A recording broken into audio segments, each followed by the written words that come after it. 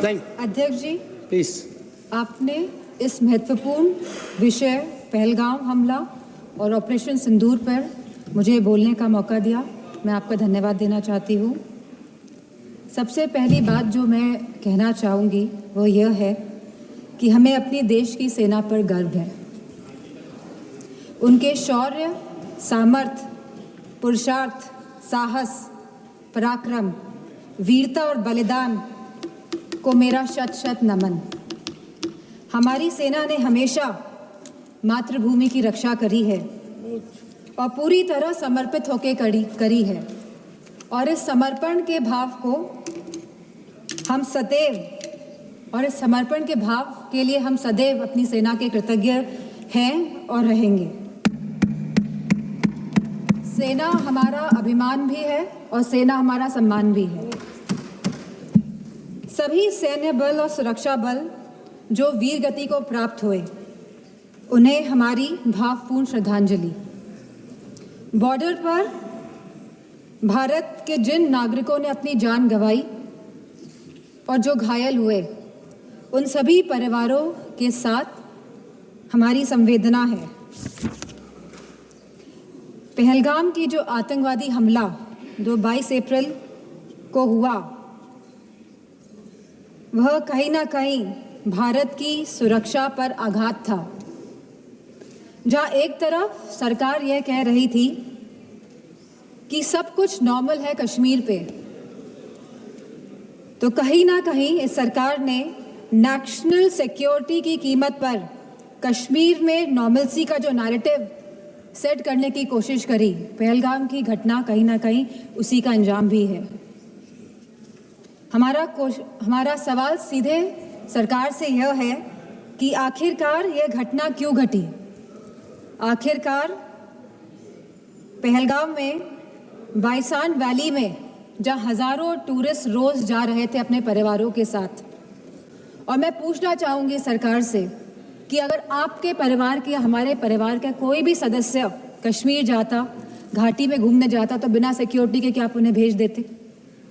बिना किसी सुरक्षा के आप उन्हें भेज देते? तो क्या एक भारतीय की जान की कोई कीमत नहीं है?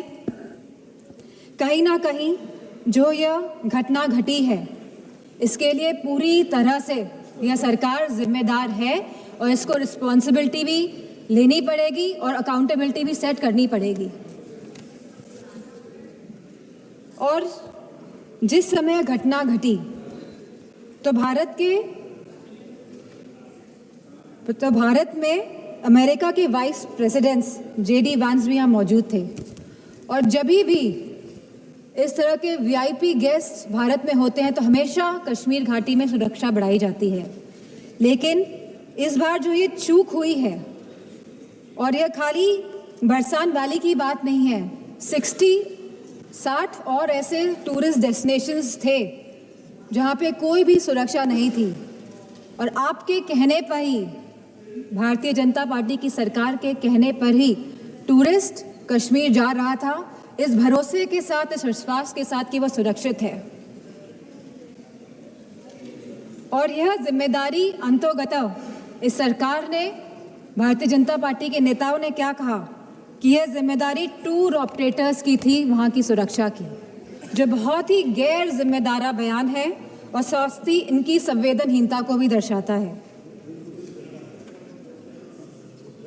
ऑपरेशन सिंदूर में जहां भारतीय सेना ने सटीकता से पाकिस्तान और POK के अंदर 9 टेररिस्ट कैंप्स या आतंकी ढांचों को तबाह किया, को निशाना बनाया, और जब हमारा पल्ला भारी दिख रहा था तो ये सीज फायर का जो अनाउंसमेंट हुआ, बात ये नहीं है कि सीज फायर का अनाउंसमेंट हुआ, बात यह है कि सीज फायर का अनाउंसमेंट किसने किया।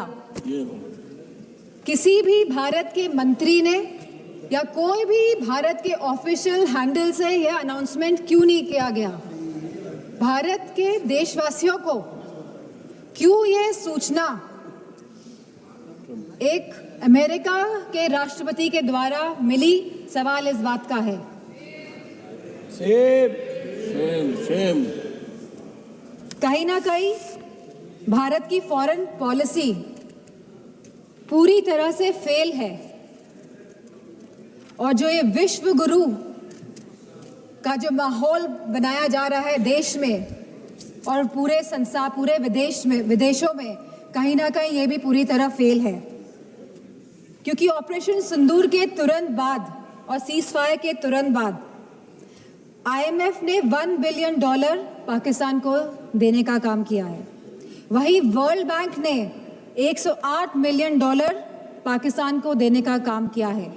एशियन डेवलपमेंट बैंक्स ने $800 मिलियन देने का काम किया है। I will finish in 2 minutes.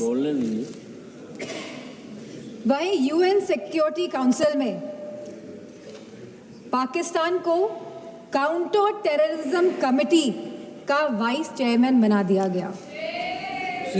यह दर्शाता है कि भारत की फॉरेन पॉलिसी पूरी तरह विफल हुई है। और यही नहीं, पहली बार चीफ ऑफ आर्मी पाकिस्तान का अमेरिका के राष्ट्रपति के साथ लंच करने का न्योता मिला और लंच किया।